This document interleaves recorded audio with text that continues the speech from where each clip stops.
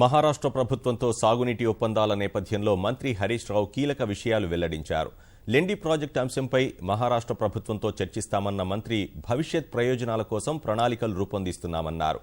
మరి కాసేపట్లో ముంబై వెళ్లనున్న మంత్రితో ఈటీవీ ప్రత్యేక ముఖాముఖి ఇప్పుడు చూద్దాం. గోదావరి జలాలతో తలపడే లక్ష్యంగా రాష్ట్ర ప్రభుత్వం ఇవాళ కీలక ముందడుగు వేయనుంది. మహారాష్ట్ర ప్రభుత్వంతో రేపు కీలక ఒప్పందం కూర్చుకుంది. ఈ నేపథ్యంలో మంత్రి హరీష్ రావు అంటున్నారు. హరీష్ రావు మహారాష్ట్ర ప్రభుత్వంతో ఏ ఒప్పందం కూర్చుకుపోతారు, ఎన్ని బ్యారేజ్లు నిర్మిస్తారు? అంటే ముఖ్యంగా గోదావరి నదిలో ప్రతి సంవత్సరం వేలాది టీఎంసీలు సముద్రంలో కలుస్తున్న గత పాలకులు ఉమ్మడి రాష్ట్రంలో తెలంగాణకు నీళ్లు తేవాలనేటువంటి ప్రయత్నం చేయలేదు.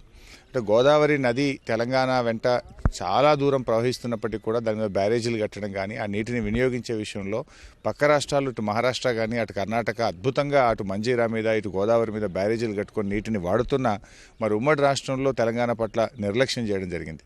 కానీ ఈరోజు మన ముఖ్యమంత్రి కేసీఆర్ గారి నాయకత్వంలో చేస్తున్నటువంటి ఒక ప్రయత్నం, ఒక గొప్ప ప్రయత్నం, ఒక భగీరథ ప్రయత్నం. ఎందుకంటే ఈరోజు ఇటు 3 బ్యారేజీలు మన గోదావరి మీద కట్టడం, అందులో మేడిగడ్డ బ్యారేజ్ ఇటు మహారాష్ట్రతో రాష్ట్ర ఒప్పందం చేసుకోవాల్సిన అవసరం ఉంది.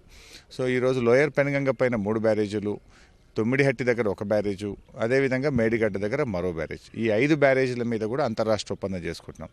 అదేవిధంగా లెండి ప్రాజెక్ట్ ఏదైతే నిజామాబాద్ జిల్లాకు మహారాష్ట్రకు మధ్య ఉందో దానిపైన కూడా ఈరోజు చర్చించి ఆ ప్రాజెక్టును కూడా వేగవంతంగా పూర్తి చేయడానికి చేసేటువంటి ఒక ప్రయత్నం. అయితే ఈ మేడిగడ్డ దగ్గర వచ్చేటువంటి బ్యారేజ్ ఏదైతే ఉందో 5 ఉత్తర తెలంగాణ జిల్లాలను సస్యశ్యామలం చేయబోయేటువంటి ఒక ప్రాజెక్టు. అంటే రేపటి భవిష్యత్ తెలంగాణ స్వరూపాన్ని, తెలంగాణ రైతాంగాన్ని అందరినీ కూడా రేపు సస్యశ్యామలం చేసి వ్యవసాయానికి ఒక గొప్ప వరం కానున్నది ఈ రేపు మనం చేసుకోబోయేటువంటి మేడిగడ్డ బ్యారేజు ఒప్పందం.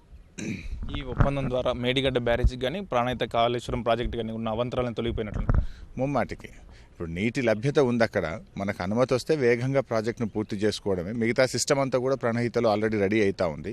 అయితే ఈరోజు ముఖ్యమంత్రి గారు ముందు చూపుతోని పెద్ద ఎత్తున రిజర్వాయర్లను మనం ఎక్కువ చేసుకుంటా ఉన్నాం. గతంలో 11 టీఎంసీలే ఉండే మొత్తం ప్రణహితలో 16 లక్షల ఎకరాలు బారాల్సిన చోట ఈరోజు 160 టీఎంసీలకు దాన్ని తీసుకుపోయి రిజర్వాయర్స్ని ఎక్కువ పెంచుకోవడం ద్వారా ఏం జరుగుతుందంటే నీరు లభ్యత ఉన్నప్పుడు తెచ్చి రిజర్వాయర్లలో మనం స్టోర్ చేసి పెట్టుకున్నప్పుడు మనం రెండో పంటకు వాడుకునే అవకాశం ఉంటుంది. సకాలంలో మొదటి పంటకు కూడా నీళ్ళు ఇచ్చుకునేటువంటి అవకాశం కూడా మనకు ఉంటుంది. కానీ ప్రాజెక్ట్ డిజైన్ మార్చడం వల్ల కొంత ఆదిలాబాద్ జిల్లా కానీ రంగారెడ్డి జిల్లా ఆయకట్టు కానీ దెబ్బతినే అవకాశం ఎక్కువ పెరిగింది. ఇది తెలియక కొంతమంది విమర్శ కోసం మాట్లాడుతున్నారు. ఆదిలాబాద్ జిల్లా ఒకనాడు 56,000 ఎకరాలు మాత్రమే ఉండే.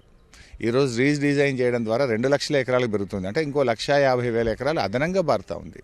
రంగారెడ్డి జిల్లాలో కూడా 1 ఎకరా ఆయకట్టు తగ్గకుండా అటు కృష్ణా కానీ ఇటు గోదావరి నీళ్లతో కానీ దాన్ని కూడా సస్యశ్యామలం చేస్తాం. ముఖ్యమంత్రి గారి లక్ష్యం తెలంగాణలో 1 కోటి ఎకరాలకు సాగునీరు అందించే లక్ష్యంతో ప్రభుత్వం పోతుంది తప్ప 1 ఎకరా తగ్గడం ఎక్కడ ఉండదు, పెరగడమే ఉంటుంది. ఈ ప్రాజెక్టుకు కాళేశ్వరం ప్రాజెక్టుకు 86,000 కోట్ల పైచలకు కానీ ఇతర ప్రాజెక్టులు కానీ చాలా నిర్మాణం ఏం భారీగా అవసరం కదా. దీనికి సంబంధించి మీరు ఎలాంటి వ్యూహాలు? భవిష్యత్ తరాలను దృష్టిలో పెట్టుకొని ప్రభుత్వం ముందు చూపుతో ఈరోజు ఈ ప్రాజెక్టు ముందు పోతా ఉంది. బడ్జెట్లో కూడా దాదాపు 25,000 కోట్లు కేటాయింపు చేసుకోవడంతో పాటు అవసరమైతే ఇంకా కొన్ని లెండింగ్ ఏజెన్సీస్ నుంచి కూడా కొంత ఫండ్స్ రైజ్ చేసైనా సరే సకాలంలో వేగవంతంగా దీన్ని పూర్తి చేయడానికి పూర్తి ప్రణాళికతో ప్రభుత్వం ముందుకు పోతుంది. ప్రాజెక్ట్ టెండర్లు ఎప్పుడు పిలుస్తాం? నిర్మాణ లక్ష్యం ఎన్ని నెలలు పెట్టుకుంటాం? వచ్చే వారం 10 రోజుల్లోగా టెండర్లు పిలిచి 2-2.5 సంవత్సరాల్లోగా దీన్ని నిర్మాణం పూర్తి చేయాలనేటువంటి లక్ష్యంతో ప్రభుత్వం ముందుకు పోతుంది. థ్యాంక్ యూ హరీష్ రావు గారు. ఇది హరీష్ రావు గారు చెప్తున్న ప్రకారం రైతుల పంట పొలాలకు నీళ్ళు ఇచ్చడమే లక్ష్యంగా ఎంత వ్యయానికైనా తాము వెనకడబోమని అంటున్నారు. మరో 2.5 నెలల్లో ప్రాజెక్టులను పూర్తి చేసి పంట పొలాల్లో నీరు పారిస్తామని చెప్తున్నారు. Raghuvardhan Reddy, ETV news, Hyderabad.